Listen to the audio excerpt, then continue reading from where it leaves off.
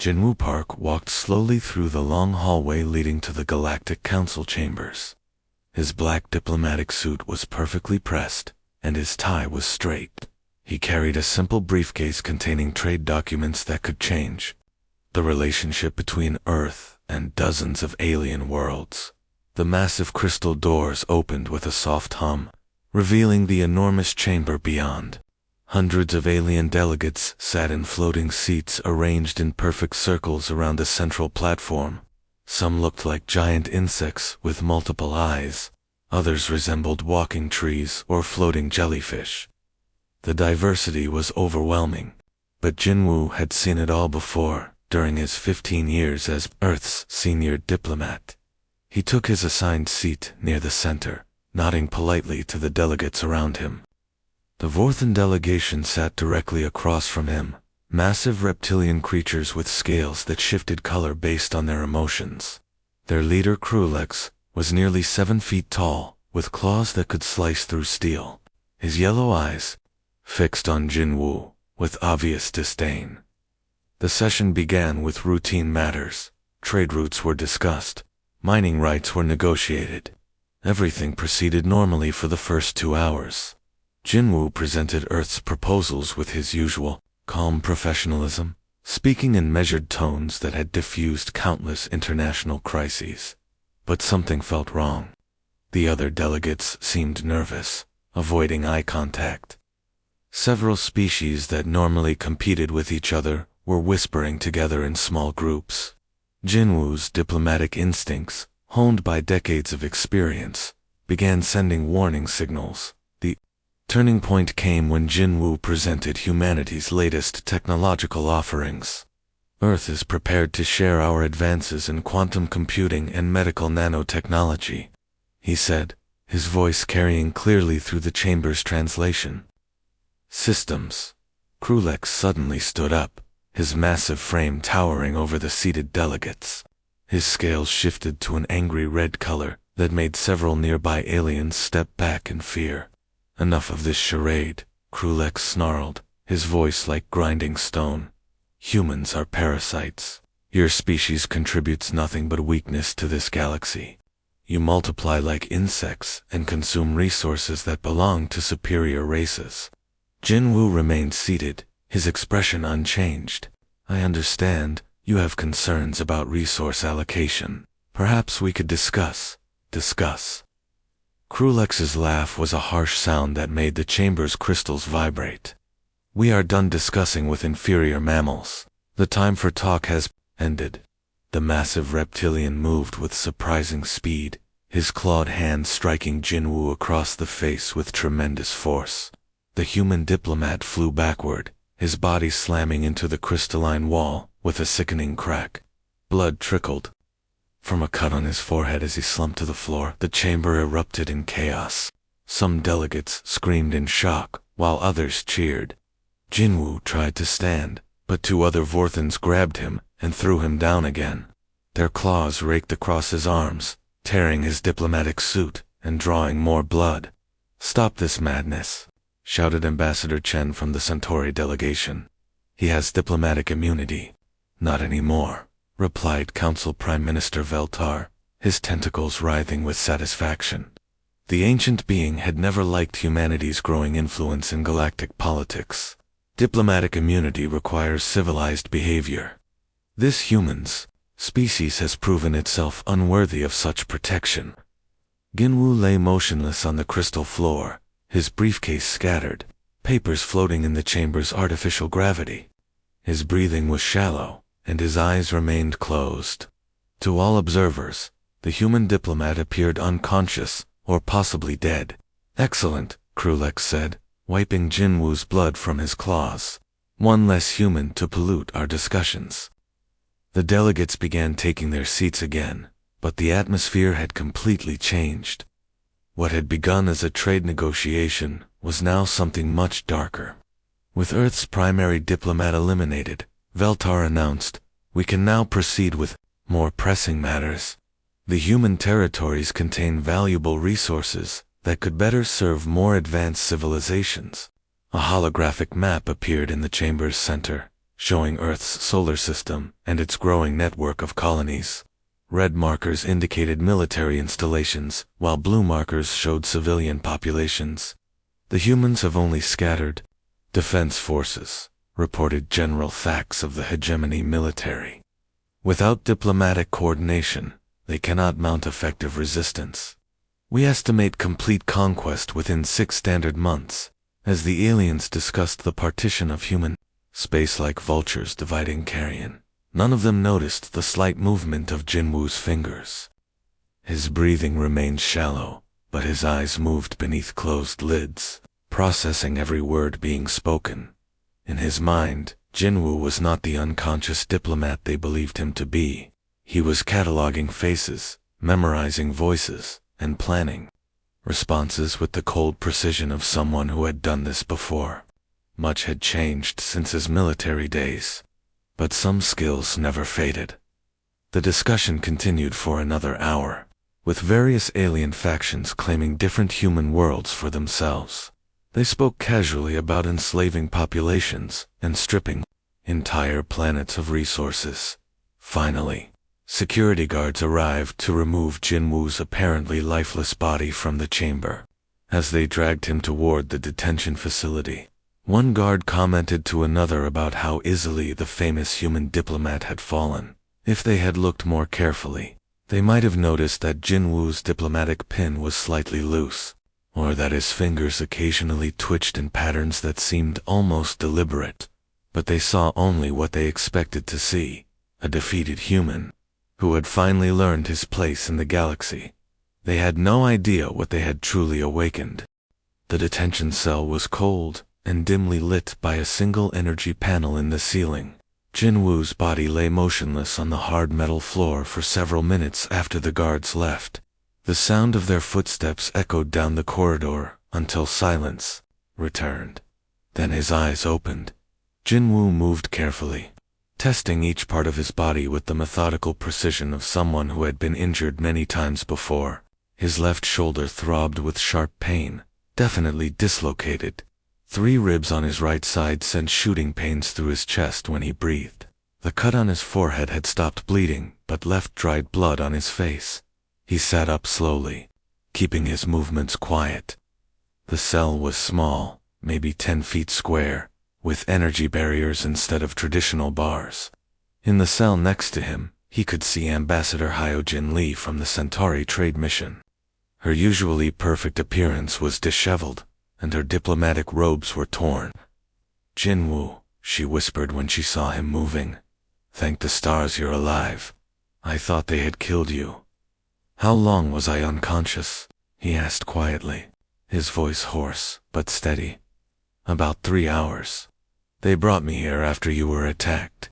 They said my diplomatic immunity was also revoked for association with hostile elements." Her voice carried fear, but also anger. "They're planning something terrible. Jinwoo, I heard the guards talking about a massive fleet movement toward Earth." Jinwoo nodded grimly. He had heard the same discussions in the council chamber while pretending to be unconscious. The attack on him had been planned, a signal to begin a coordinated assault on human territories throughout the galaxy.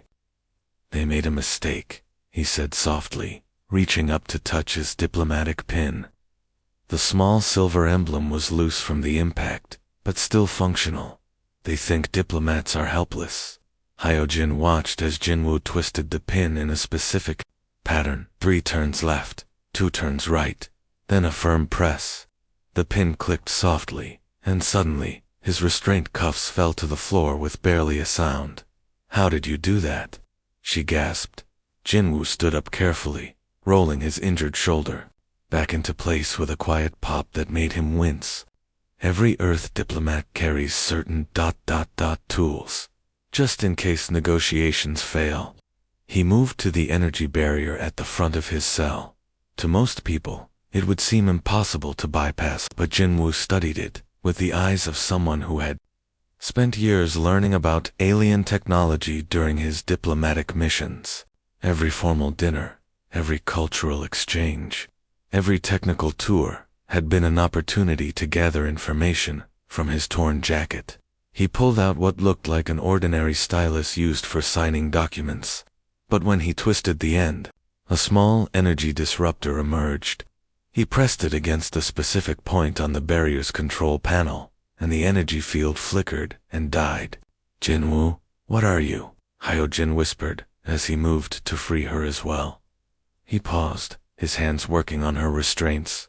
For a moment, his calm, diplomatic mask slipped, revealing something much more dangerous underneath. "Before I became a diplomat," he said quietly, "I had a different job. The Terran Defense Corps gave me a calcine during the border wars with the Zephyrian Empire.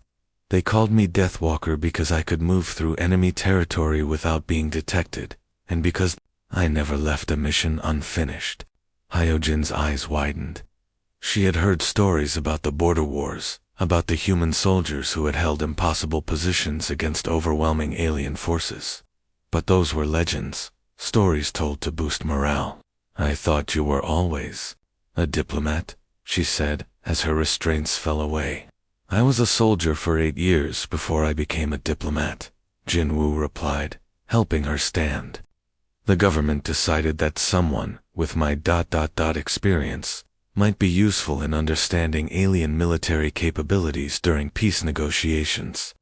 He moved to the small window in their cell block, looking out at the corridor beyond. 2 guards stood at the main checkpoint, but they seemed relaxed, not expecting any trouble from imprisoned diplomats. "The Council thinks they've eliminated Earth's primary negotiator," Jinwoo continued, his voice taking on the cold, analytical tone of a military planner. "They believe humans are weak because we prefer diplomacy to violence. They're about to learn why that preference exists." He turned to face the other imprisoned diplomats in the nearby cells, representatives from a dozen different species, watched him with growing unease, as they recognized that something fundamental had changed about the human they thought they knew.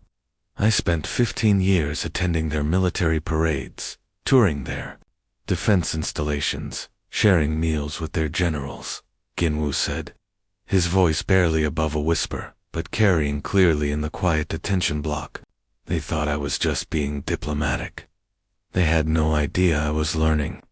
From his pocket, he pulled out what appeared to be a simple communication device. But when he activated it, the display showed detailed schematics of the space station they were on, complete with security protocols and emergency systems. "Every diplomatic mission includes intelligence gathering," he explained to the stunned aliens watching him. "Every cultural exchange is an opportunity to understand weaknesses. Every peace treaty requires knowing exactly what you're dealing with." The lights in the corridor began to flicker as Jinwoo's device interfaced with the station's main computer systems. "They wanted to see what humans do when cornered," he said, his eyes now carrying the cold calculation of a predator. "Now, they're going to find out." The corridor lights went out with a soft hum, plunging the detention level into emergency lighting. Red warning strips along the floor cast eerie shadows as Jinwoo stepped out of his cell, moving with fluid grace despite his injuries. "Stay here," he whispered to Hyojin. "Keep the other diplomats calm. This will be over soon." She grabbed his arm as he turned to leave. "Jinwoo, there are hundreds of guards on this station. You're injured and alone." He looked back at her with eyes that seemed to glow in the dim red light. "I'm not alone. I have everything I need." Jinwoo disappeared into the shadows like smoke, his diplomatic shoes making no sound on the metal floor. Years of formal receptions had taught him to move quietly through crowds without drawing attention. But this was different. This was hunting. The first guard never saw him coming. The Vorthan sentry was checking his communication device when a hand emerged from the darkness, pressing a precise point on his thick neck. The reptilian's nervous system shut down instantly, and he collapsed without making a sound.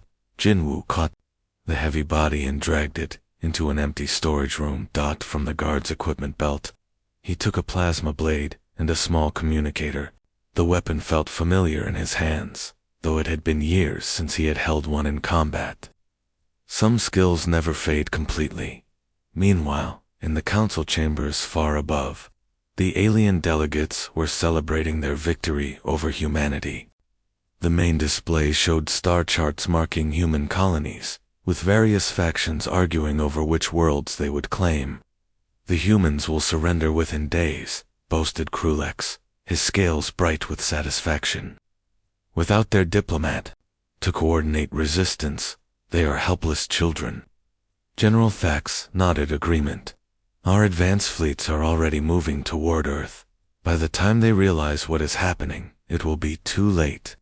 The chamber's communication system suddenly activated on its own, causing several delegates to look up in confusion. A security camera feed appeared on the main display, showing the detention level corridor. At first, it seemed empty, except for emergency lighting. Then, a figure moved across the screen. Jinwoo walked calmly past the camera, no longer the helpless diplomat they had seen earlier. His torn suit was stained with blood, but his movements were those of a predator stalking prey. "Impossible," breathed Minister Veltar. "The human was unconscious. He is just a diplomat." "Check the detention cells," ordered Krulek, his scales shifting to an angry red. "Send security teams immediately." But even as he spoke, more camera feeds began showing the same impossible sight.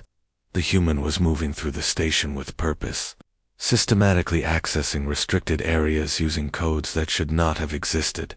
Down in the security center, Captain Zorin received the emergency order and dispatched his best team.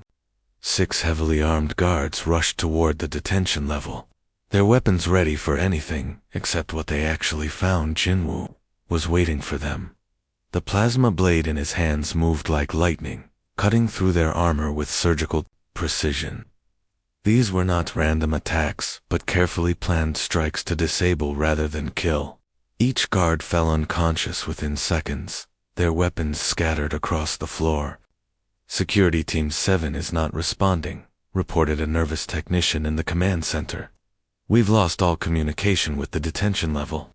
On the main display in the council chambers, the delegates watched in growing horror as their security feeds showed empty corridors littered with unconscious guards. The human moved between cameras like a ghost, appearing and disappearing with impossible skill. "He's heading toward the main computer core," announced Thax, studying the movement patterns. "Send all available teams to intercept." Jinwoo reached the computer core 20 minutes later, finding 12 guards waiting for him in the heavily fortified chamber. They had positioned themselves behind energy shields and armed themselves with the station's most powerful weapons. "Surrender now, human," called their leader, a massive insectoid creature with 4 arms. "You are outnumbered and outgunned." Jinwoo stepped into the light, his diplomatic pin still gleaming on his torn jacket. When he spoke, his voice carried the calm authority that had negotiated peace treaties and trade agreements across the galaxy. "I am Ambassador Jinwoo Park of Earth," he said clearly. "I am also former Captain Park of the Terran Defense Corps, specializing in deep reconnaissance and enemy infiltration." The guards shifted nervously. Something about the human's tone made them uncomfortable, though they could not explain why. "During my military service, I spent 3 days alone behind enemy lines, surrounded by an entire Zephyrian battalion," Jinwoo continued, walking slowly toward them. "They never found me. They never even knew I was there until their communications went dead and their supply lines started exploding." The lights began flickering as his hidden device continued interfacing with the station's systems. Emergency alarms started sounding throughout the massive structure. "You see, when Earth decided to make me a diplomat, they didn't remove my military training," Jinwoo said, his voice now barely audible over the alarms. "They just gave me better access to your secrets." The computer core's main display activated, showing terabytes of classified council communications being transmitted across every frequency in the galaxy. Military deployment plans, assassination orders, and details of the planned attack on Earth streamed out to human colonies throughout known space. The last thing the guard saw before the lights went out completely was Jinwoo's smile, cold, calculating, and absolutely terrifying. When emergency power restored, minimal lighting 30 seconds later, the chamber was empty, except for unconscious guards and a single message glowing on the main screen. Earth remembers everything. The station's main command center buzzed with panic as alarms echoed through every corridor. Red warning lights bathed the massive chamber, where dozens of alien technicians worked frantically at their control panels, trying to understand what was happening to their systems. All security teams report failure to contain the human, announced Captain Zoran, his voice tight with fear. He has accessed classified files from 17 different departments on the enormous main display. Streams of data continued flowing out to every corner of the galaxy. Military secrets that had been hidden for decades were now broadcasting openly.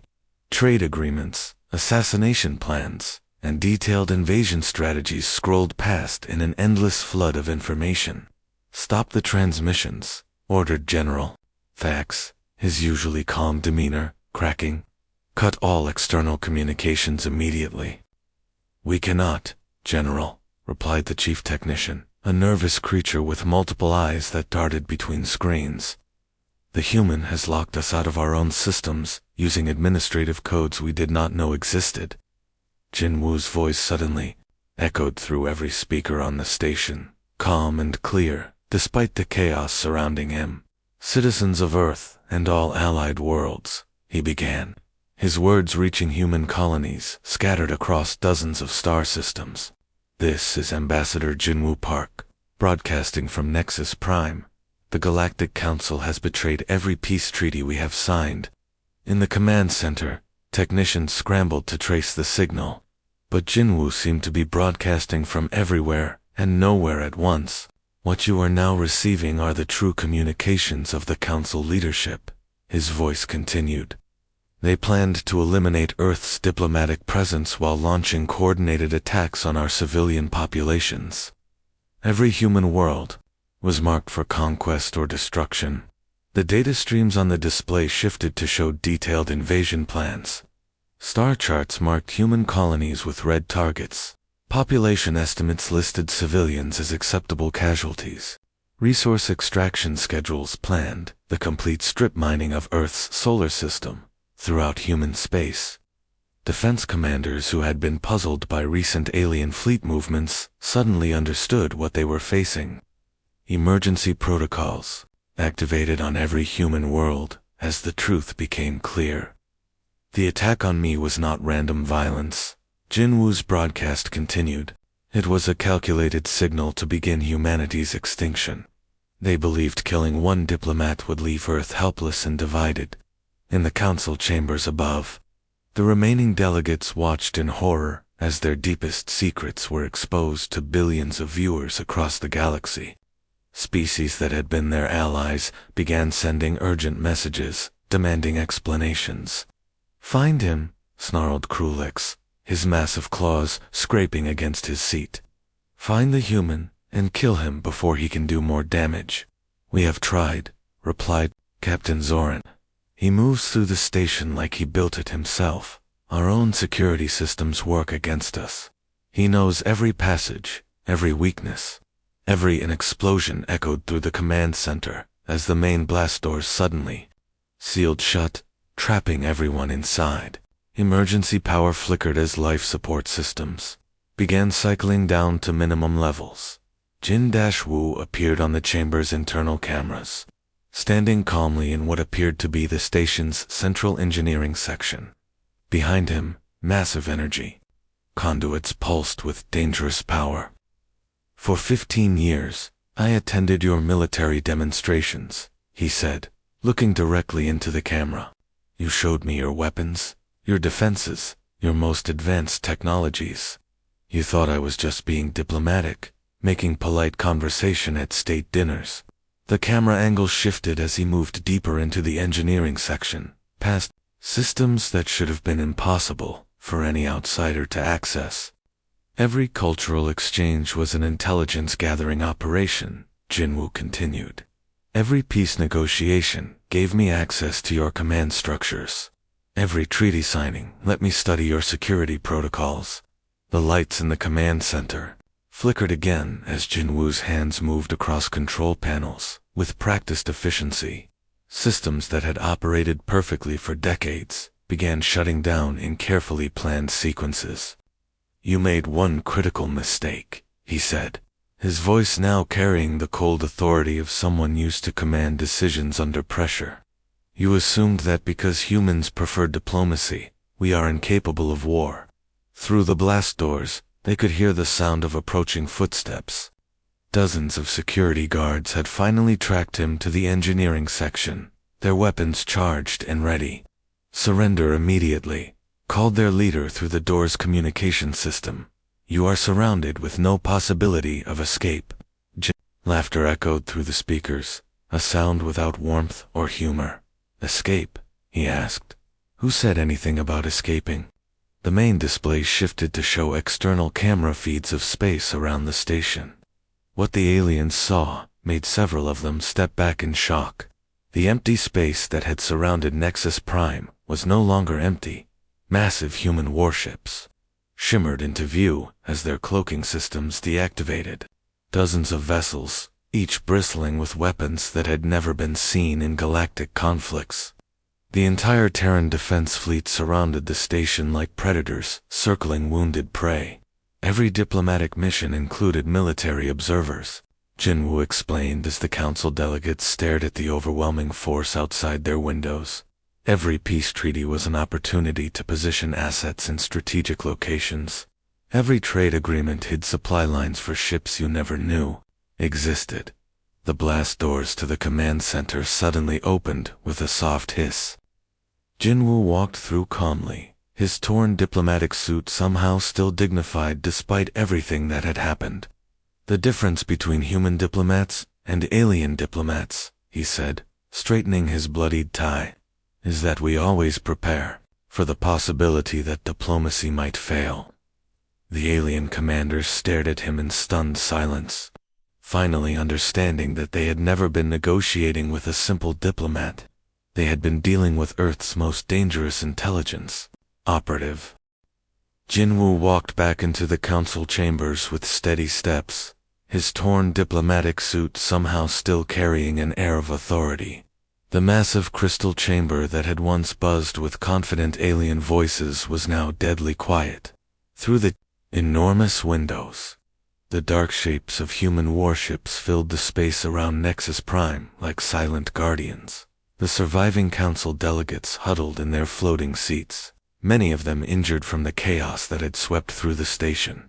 Krulek sat slumped in his chair, his proud scales now a dull gray color of defeat.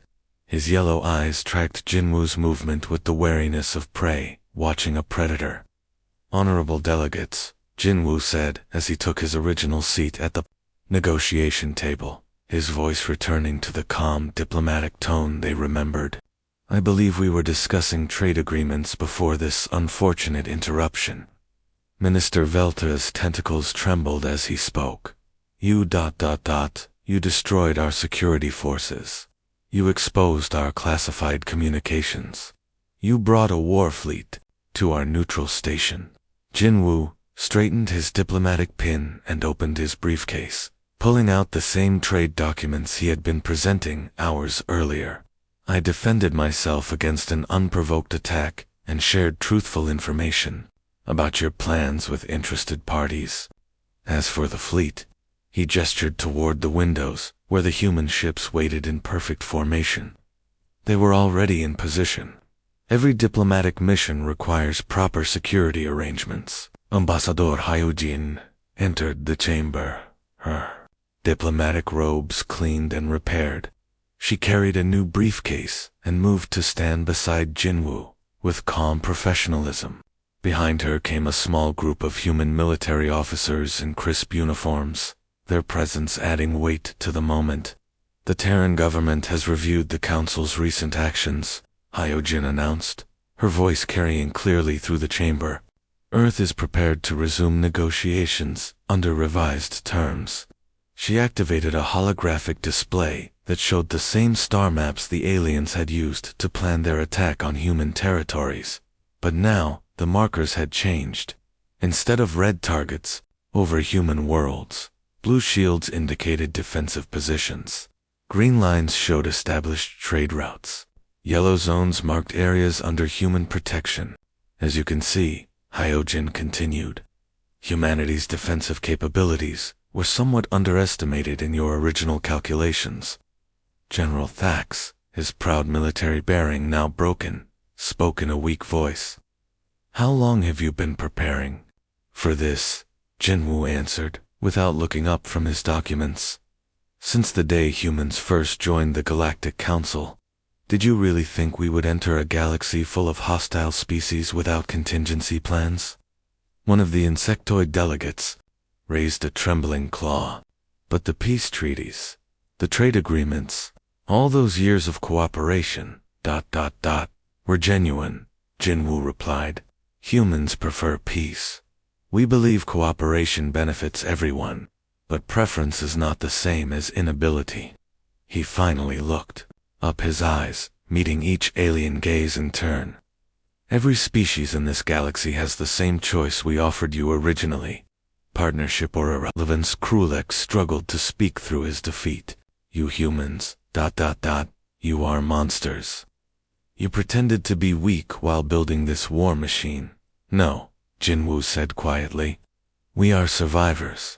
Every species that reaches the stars learns the same lesson. The universe does not care about the weak. The difference is that humans learned to be strong while still choosing to be kind.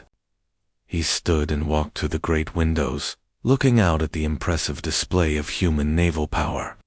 Ships that incorporated technology from dozens of different worlds, enhanced and improved through years of careful study and diplomatic exchange. Each of these vessels represents a different lesson learned from our interactions with galactic civilization, Jinwoo explained. The cloaking systems came from studying Romulan technology during trade negotiations. The energy shields were improved. After examining Centauri defensive installations, the weapons. He paused, his reflection visible in the crystal. The weapons came from understanding exactly what we might face. Captain Myung Kim, the senior military officer, stepped forward with a datapad. Earth's terms for continued galactic membership are simple, she announced. All current territorial agreements remain in place.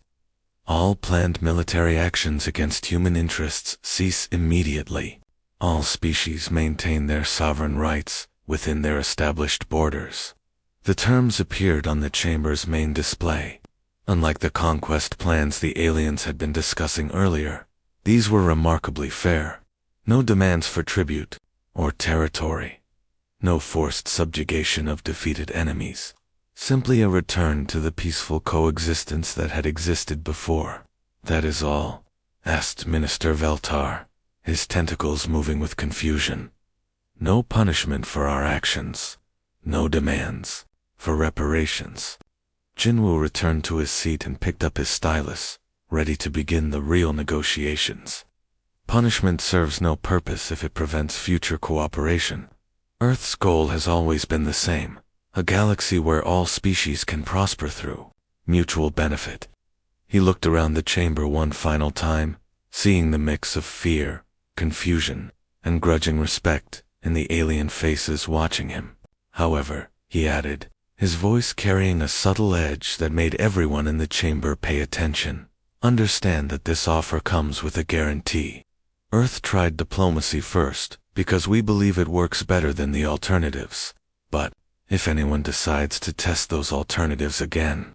Through the windows, the human fleet's formation shifted slightly, a subtle display of coordinated power that needed no explanation. The next negotiation might not be handled by a diplomat, Jinwoo finished, signing the first page of the revised trade agreement with steady hands. Now, shall we discuss mining rights in the Tau Ceti system? The galaxy had learned that behind every human diplomat stood not just the promise of peace, but the absolute certainty of overwhelming force should that peace be broken.